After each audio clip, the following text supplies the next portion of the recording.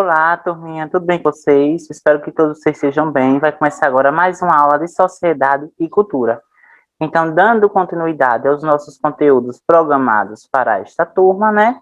Hoje iremos trabalhar a formação dos povos indígenas no Brasil. Antes de mais nada, teremos aqui uma abordagem histórica. Vamos apresentar como os povos indígenas, ele se formou enquanto cultura lá no passado, tá? E, ao mesmo tempo, irei apresentar hoje como é que esses povos estão situados a nível Brasil. Irei apresentar também algumas características a nível Nordeste e também a nível Sergipe, tá bom? Então, para quem não me conhece, prazer, sou o professor Marcos, e aqui abaixo segue meu e-mail para tirar algumas dúvidas a respeito do próprio conteúdo em si, tá bom, galerinha? Então, antes de dar continuidade à nossa aula, eu trouxe hoje para vocês uma música que eu gosto muito, e eu sempre levo para a minha vida, né? Que é de Jota Quest, né? Dias Melhores, né? Começa assim: vivemos esperando dias melhores, dias de paz, dias a mais, dias que não deixaremos para trás.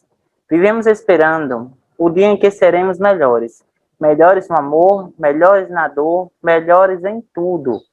Vivemos esperando o dia em que seremos para sempre. Vivemos esperando dias melhores para sempre, dias melhores para sempre. Essa música, ela retrata justamente isso que nós estamos esperando há muito tempo, né?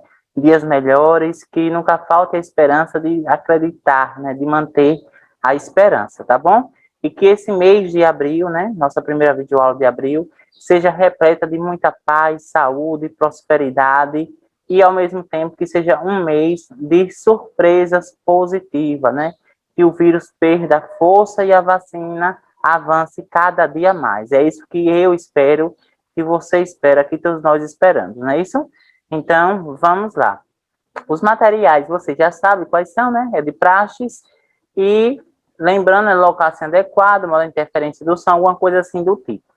O objetivo da aula de hoje, professor, é simples: perceber e reconhecer as diferenças no modo de vida de povos e comunidades tradicionais em distintos lugares, problematizando os problemas contemporâneos dos povos indígenas, especialmente do Brasil. Como eu falei para vocês no instante, vocês lembram que perceber os povos indígenas, essas comunidades tradicionais, através de um olhar histórico, tá? Entendendo o seu lugar de fala, entendendo a sua cultura e percebendo que eles têm a sua própria história, a sua própria trajetória de vida. Isso não significa que os povos indígenas ele é superior a outras nações. E, ao mesmo tempo, não significa que ele é inferior a outras nações. Pelo contrário, como eu sempre gosto de falar aqui e repetir, que eu tenho certeza que vocês já sabem, não existe cultura superior a outra. Existem diferentes tipos de cultura que, quando a gente para analisar e para observar, pensamos automaticamente que dá uma ideia de superioridade ou, se não, de uma certa autonomia, tá? Mas, na verdade, se trata aqui de distintos lugares, né? Distintas comunidades tradicionais. E analisando, sobretudo, através do contexto atual, né? Como as tribos indígenas foram impactadas por meio da pandemia, né? Vamos lá. Então, uma visão aqui mais histórica, tranquila?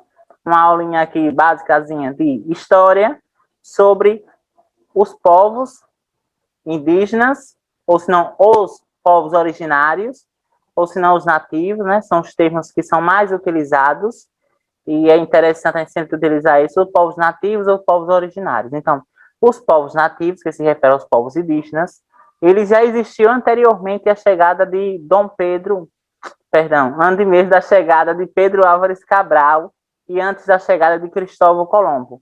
Cristóvão Colombo ele vai chegar na América em 1492, porém Pedro Álvares Cabral vai chegar em solo brasileiro, que futuramente vai ser chamado de Brasil, né? Na Baía de Todos os Santos, em 1500, né? Especificamente nesse período aí.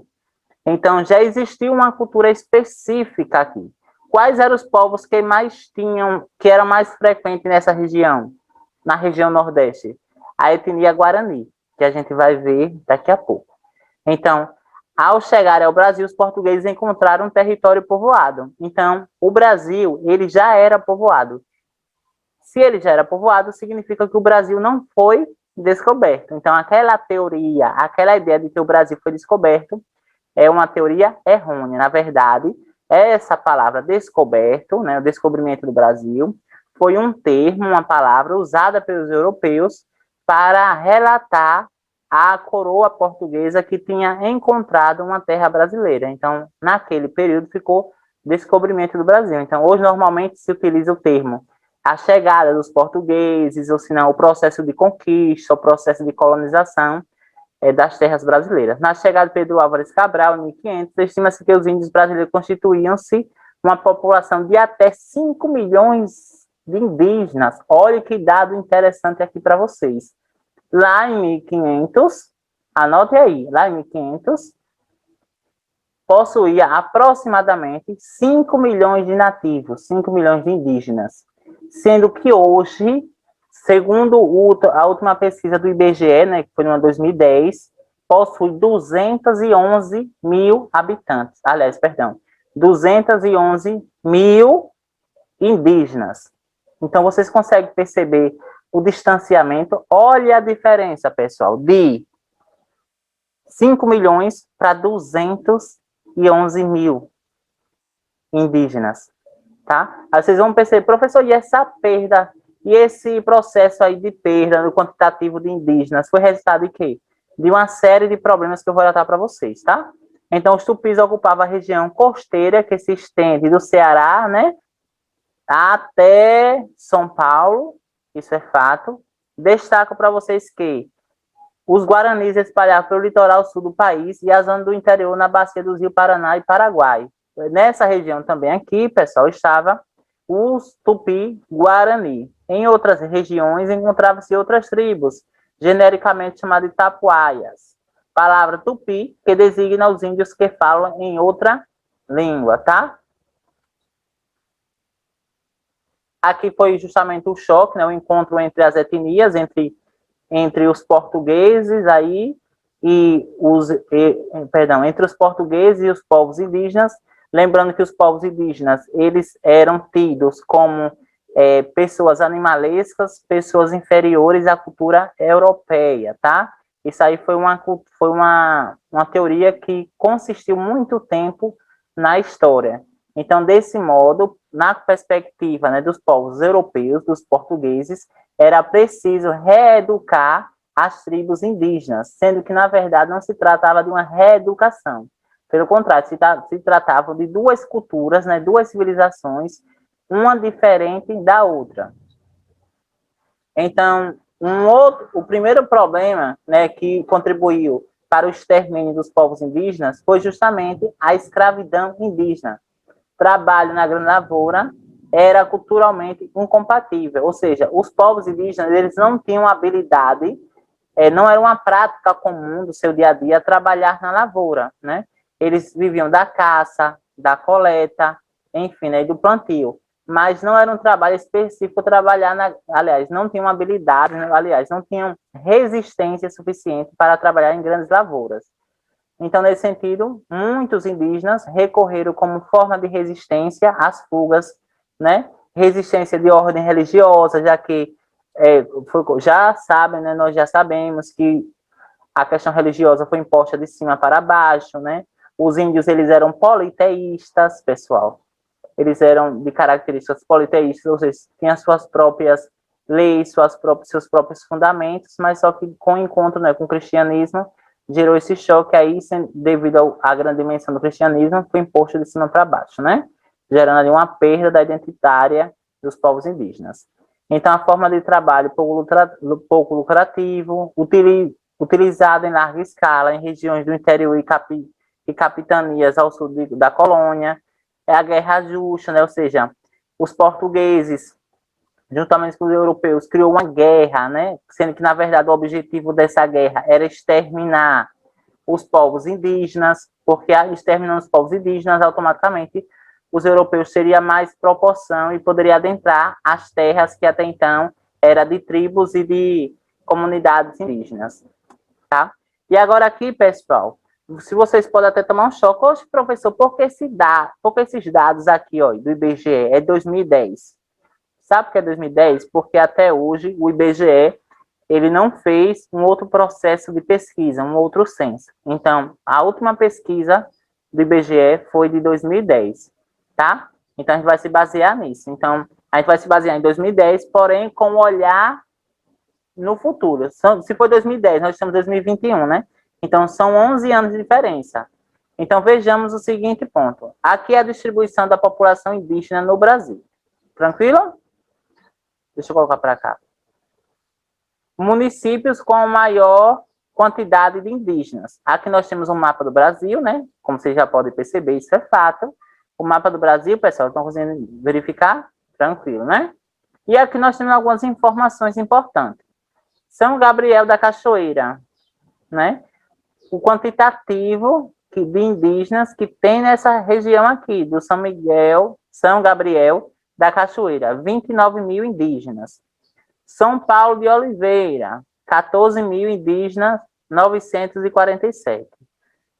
Tabatinga, 14.855 indígenas. Todas essas tribos aqui, todas essas comunidades, pertencem ao qual estado? Amazônia. Professor, significa que no Brasil, nos demais estados, não tem indígena? Tem sim, pessoal, tá? Ele hoje ocupa todo o território brasileiro. Claro que existe uma frequência maior em determinados estados, mas antigamente, lá em torno de 1.500, 1.600, 1.700, a população era bem maior. Então, vejamos, a quantidade de indígenas por unidade de federação, né? Aí, os amarelos, mais de 2.000 a 10.000 indígenas, amarelo, incluindo aqui, ó, pessoal, Sergipe, tá? O laranja, de 10.000 a 20.000 indígenas, o rosa, de 20 a 40.000 indígenas, e o azul, né, de 40 a 80, e o verde de mais de 80.000. Ao todo, aqui, ó, pessoas que declararam ser de cor ou raça indígena, havia no estado do Amazônia 168.680. Então, vejamos. Se o dado passado veio dizer que existe no Brasil aproximadamente 211 mil 211 mil indígenas. 211 mil. Só no Amazonas possui 168 mil. Significa que, fora do estado da Amazônia, né, possui aproximadamente deixa eu fazer aquela conta, 42, 42, 43. Existem 43 mil indígenas fora do estado da Amazonas, né? Eu sei que eu sou péssimo em matemática, já digo algo para vocês, mas eu acredito que seja isso, tá? 43 mil indígenas fora da Amazônia, que está espalhado, inclusive, até mesmo no próprio território de Sergipe, lá no vale do Rio São Francisco, existem algumas tribos. Aí, professor, o que é que faz eu declarar ser índio, ou o que faz declarar ser indígena? Pessoal, não é apenas uma questão de características fisiológicas. O que são características fisiológicas? A gente sabe que a grande maioria dos índios, eles possuem cabelo liso. Não é apenas isso. Não é apenas a questão física. Pelo contrário, traz uma ideia de pertencimento. Todos nós temos, quer queira que não, de forma direta e indireta, uma identidade indígena, porque a nossa formação, os nossos antepassados, foram resultado do processo de miscigenação. Então, automaticamente, nós temos esse papel, esse legado indígena em nós, tá? No sentido de que os nossos antepassados eles também vivenciaram e, automaticamente, os indígenas contribuíram para a formação do povo brasileiro. Isso é fato. E hoje ele também é um povo, né? Uma comunidade dentro do Brasil. E a gente sabe muito bem que esses povos sofreram ao longo da história. Então, o que eu quero dizer com isso é o seguinte, que ser índio é uma questão de pertencimento. É você se sentir pertencente àquela determinada tribo, é você se sentir pertencente àquela determinada comunidade, tá? Não significa que o fato de eu utilizar, por exemplo, o fato de um indígena utilizar telefone, o fato de um indígena utilizar notebook, que isso vai deixar dele ser indígena. O que vai definir ser índio não é o uso de determinados objetos. Pelo contrário, se hoje eles usam esses objetos, foi porque a população branca, né, como é entendida, né, acabou gerando diversos processos de cerceamentos. O que é cerceamento? São políticas a qual interfere o cotidiano dos povos indígenas. Então, os povos indígenas, para sobreviver, eles acabam aderindo, por uma forma de sobrevivência, acabam aderindo a essas políticas criadas pela população branca, como uma forma de sobrevivência, tá, pessoal? Então, não é apenas uma questão de adereço, ou fazer, sou índio, não. Pelo contrário, vai muito além disso, né? É uma história, é um legado, é a memória, né? São os diversos acontecimentos, é as etnias, é as linguagens, é o comportamento, é o costume, é a crença, é um conjunto de elementos que define a ideia de ser índio, mas, sobretudo, o pertencimento, tá? E aqui eu trago uma realidade hoje no Brasil, é que existe, lá na Amazônia, sobretudo, aldeias isoladas. O que são aldeias isoladas, professor? Aldeias, comunidades indígenas, que nunca teve contato com o homem branco. Ou seja, nós, tá? Ou seja, homem branco que eu se refiro não é necessariamente o homem branco em si, mas é toda a população que não é indígena. Eu se refiro desse modo, nesse contexto aqui. Então, o homem branco nunca teve contato com essa população indígena, contato direto. Professor, e como é que ele sabe que existem essas aldeias isoladas? Através de mapeamento, né? O IBGE, sobrevoando a área da Amazônia, né?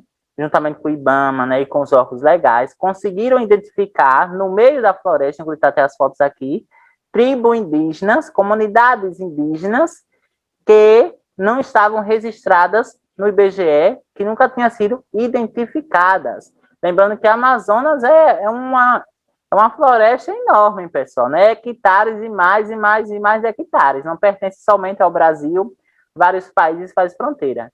Então, diversas tribos isoladas. E essas tribos isoladas têm um lado positivo, tá, pessoal?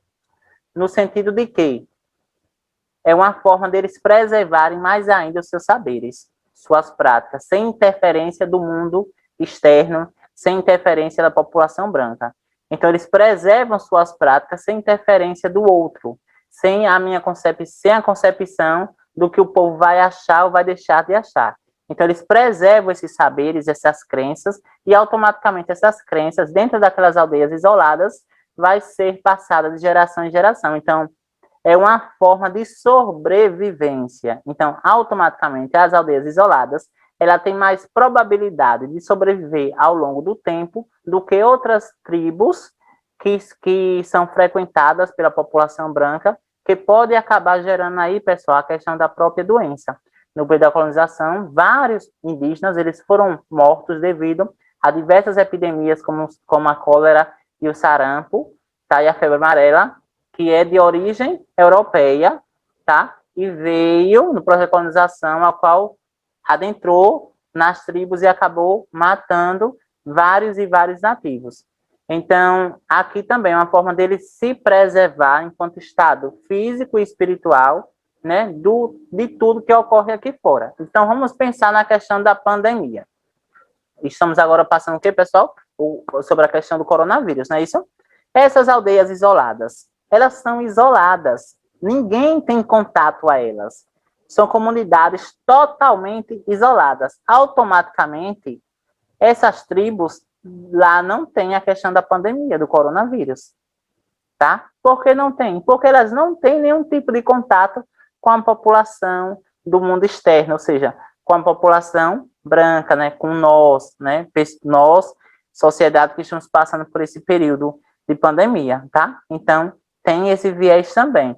E é uma forma de preservar os seus saberes, como eu falei, tá? Então, vejamos. Segundo a Fundação Nacional do Índio, é a FUNAI, viu, pessoal? A FUNAI é um órgão que é responsável o mapeamento, né? Por lutar por essas causas que estão ligadas aos povos indígenas do Brasil. Existe, olha que dado interessante, que eu chamo a atenção de cada um de vocês. Segundo a Fundação Nacional do Índio, FUNAI, existe 225 povos indígenas, além de referência de 70 tribos vivendo em locais isolados e que ainda não foram contatadas. Um dos maiores povos indígenas existentes no Brasil é o Guarani. 3 informações importantes aqui esse trecho vem trazer para vocês. Por isso que eu selecionei com carinho para vocês. Primeiro, existe 225 povos indígenas. Quando eu falo 225 povos indígenas, não significa 225 pessoas, não.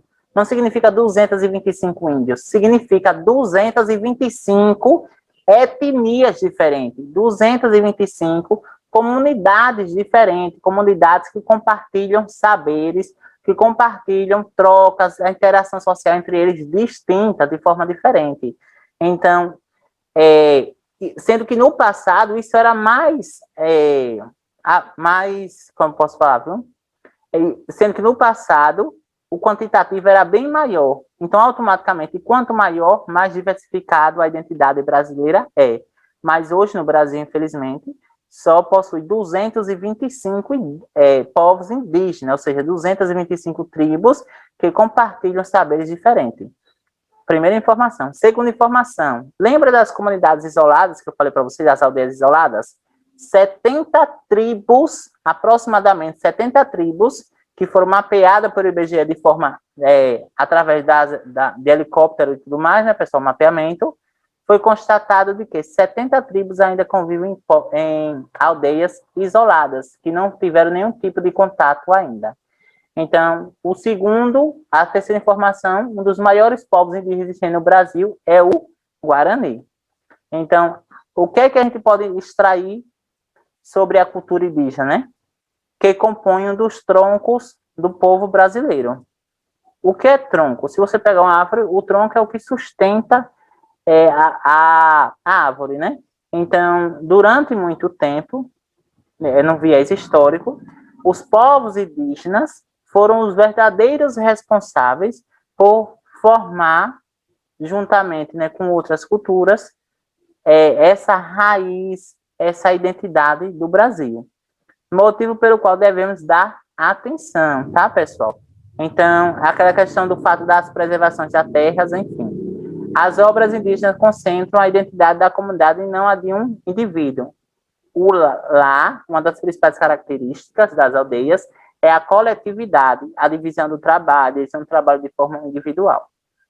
Os índios da ilha de Marajó, do Pará, conhecidos como marajoaras, produzem vasos para serem utilizados no dia a dia e cerimoniais religiosas. Então, vocês conseguem perceber que eles trabalham também com a coletividade, como falei para vocês, e tem, sim, uma estrutura política, uma estrutura econômica própria deles interagirem, tá, pessoal? Então, aqui, né, são as principais nações indígenas do Brasil. Lembrando que eu falei para vocês que, né, essa região aqui, pessoal, ó, essa mais para mais é Amazonas, tá? Então, lembrando que aqui, mas existe também outras tribos indígenas no Brasil. Então, aqui, ó, que é aqui Sergipe, né, tem o Xocó e o Quiriri. Quiriri é uma nação indígena, tá? É uma etnia indígena. E o que eu posso destacar para vocês hoje é o quê? Aqui no estado da Bahia, na cidade de Banzaê. Banzaê era uma comunidade indígena que, depois do processo, né, dessa mistura, o contato com a população branca, fundou-se a cidade de Banzaê. Mas a tribo lá, a tribo base, é os Quiriri, tá, pessoal? Inclusive, eles abrem aí para um processo de visitação, para conhecer a cultura deles, e eles falam também sobre os impactos, como essa junção, né, como as políticas criadas por determinados governos, como as políticas criadas pela população branca acabou interferindo os hábitos que eles faziam, que era algo que era passado de geração em geração, pessoal. Né? Então, aqui nós temos diversas etnias. Temos também os pataxós, tá, pessoal? Aqui, ó, o Guarani na região da Bahia, né, na região litoral, tá? Em menor quantidade do que era antes. Lembrando que o que era antes é aproximadamente 5 milhões e hoje nós temos aí 211 mil habitantes, tá?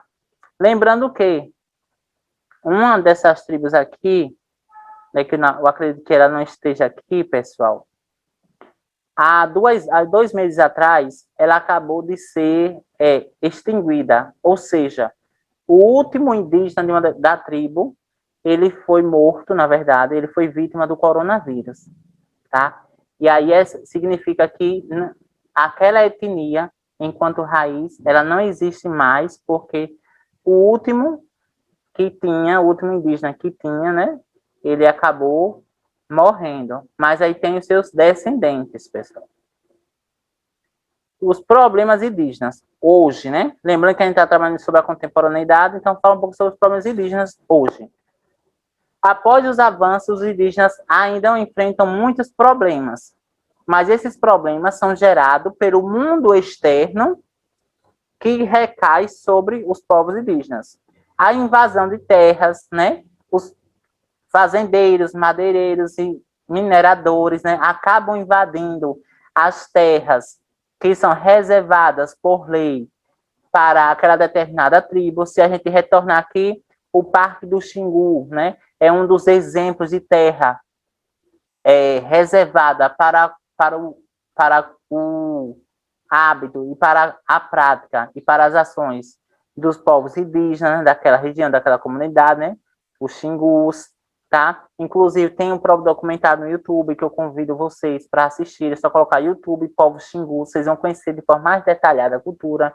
Existe esse processo aí de invasão. Sempre os meios de comunicação acabam nos noticiando como os fazendeiros, eles invadem as terras e como forma de resistir, os índios acabam se defendendo e aí gerando aquele conflito que vocês já sabem, conflito com a população não indígena. Essa daqui é aquela questão. É um conflito entre a população indígena e a população não indígena. Então, esses fazendeiros, esses madeireiros e os mineradores, a grande maioria são da população não indígena, que querem ocupar as terras reservadas para os povos indígenas para a produção econômica, sempre colocando acima de tudo o interesse particular, o interesse próprio. Assistência médica precária, tá? Isso é fato. Por quê? Porque a grande maioria dos povos indígenas estão localizados em áreas que têm um clima, às vezes, propício para a proliferação de doença, às vezes são locais de pouquíssimo acesso, e, ao mesmo tempo, as políticas existentes hoje no Brasil, elas são insuficientes para atender a demanda dos povos indígenas. São diversos problemas que acarreta para o fim dos povos indígenas, pessoal. Má aplicação de recursos, isso é fato. A gente consegue perceber justamente agora, no período de vacinação, onde os povos indígenas, eles não foram colocados, né, como um grupo de risco, que sendo que, na verdade, o próprio organismo dos povos indígenas, eles são diferentes dos povos, dos não índios, haja vista que eles foram criados em locais propícios, como assim, vocês sabem que são clima úmido, né, que são das florestas, enfim. Então, a própria aplicação de recursos nesse sentido. E alta taxa de mortalidade infantil. Por que alta taxa? Porque há muitos casos aqui, quando a população não indígena entra em contato com a população indígena, automaticamente leva consigo diversas doenças e o organismo da população indígena não acaba reagindo, não acaba combatendo aquele determinado vírus, aquela determinada doença. Então, é muito normal ter uma mortalidade infantil. Então, se não tem uma assistência médica, automaticamente as crianças tendem a não sobreviver, né? A não chegar na fase adulta, pessoal.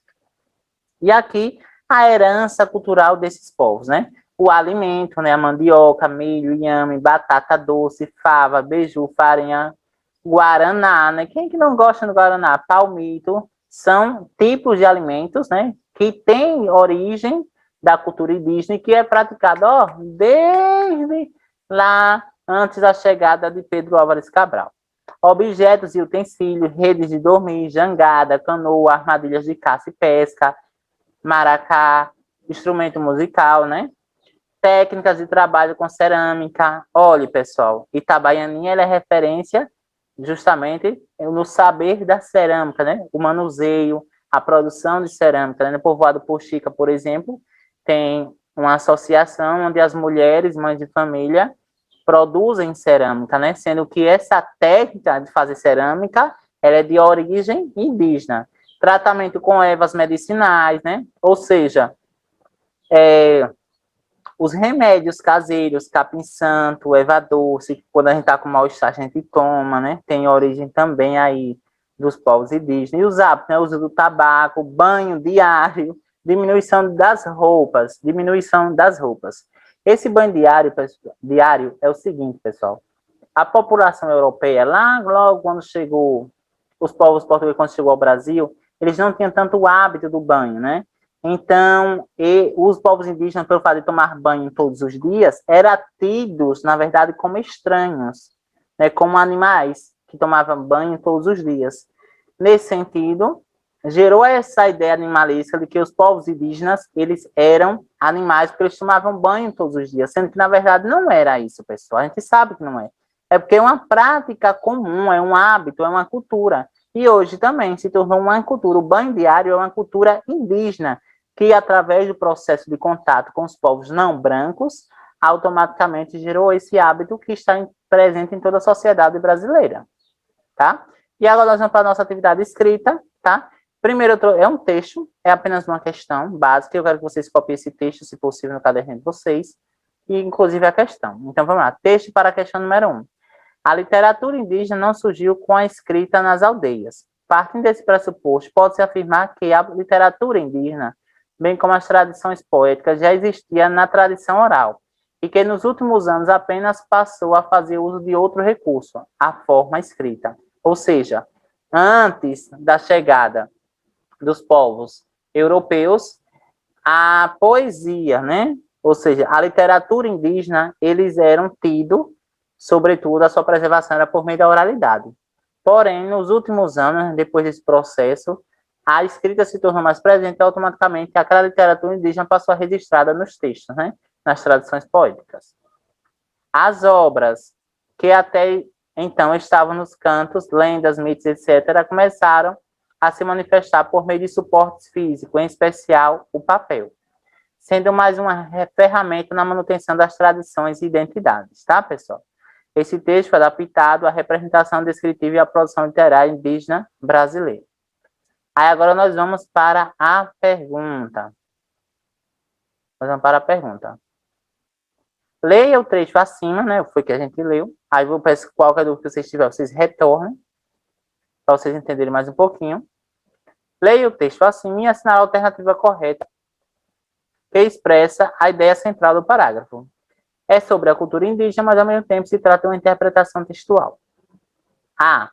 As vendas brasileiras as verdadeiras tradições e identidades indígenas só podem ser preservadas por meio da oralidade.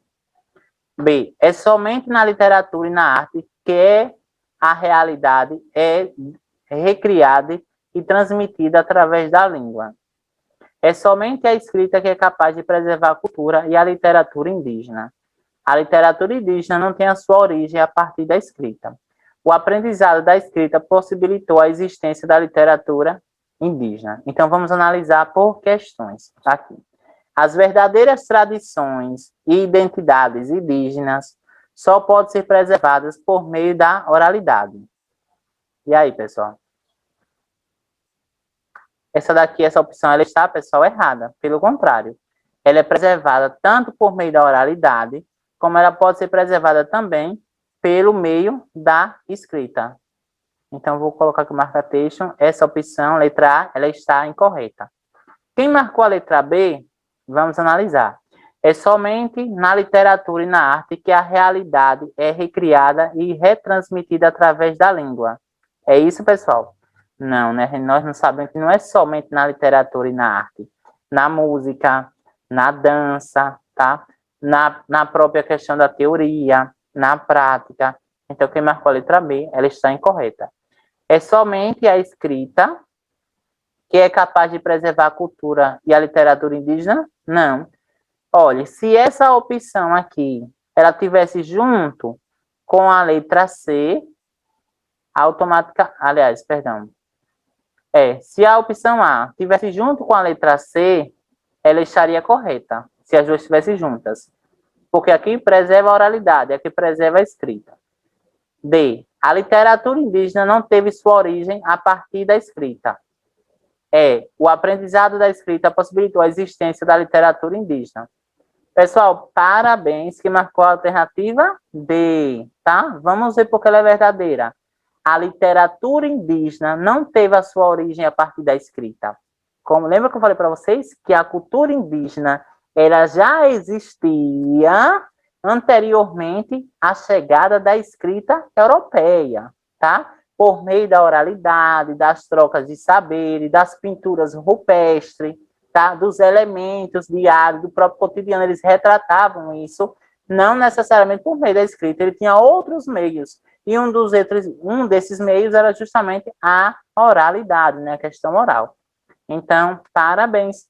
E agora, para a nossa segunda questão, é o seguinte: produza um texto relatando a importância da cultura indígena e como se deu a história ao longo do tempo. Repetindo, produza um texto relatando a importância da cultura indígena e como se deu a sua história ao longo do tempo. Ou seja, vocês vão produzir um texto aí de, no máximo, uma folha, meia folha,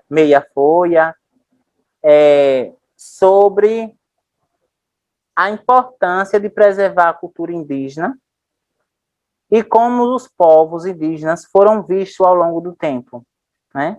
Então, vocês vão falar isso. Então, vocês vão pegar lá o passado e fazer uma retrospectiva para o presente, tá bom? Vocês vão tirar foto dessa atividade aqui, vão fazer o texto e irão enviar para os seus professores de sociedade e cultura. Tá ok, pessoal? Do mais, trago logo já a nossa mensagem. Essa mensagem, pessoal, é o seguinte: ela é uma música de Carlinhos Brau, né? Em parceria com Lexa, que é justamente o seguinte: não dá para ir para a escola agora, né? Se não dá para ir para a escola agora, não deixe a escola ficar longe de você. Ligue, clique, se conecte. Não desista do direito, seu direito de aprender. O nome dessa música é Tamo Junto Sempre, tá? E é como a própria canção fala: nós estamos juntos, vai passar, em breve iremos estar novamente em sala de aula, tá? Não desista da escola, vocês sabem muito bem a importância da escola e lembrem de fazer atividade. Espero que vocês tenham gostado. Relate aqui abaixo o que vocês acharam da aula. Dê o like aí e até a próxima semana. Valeu, galera. Fiquem em paz.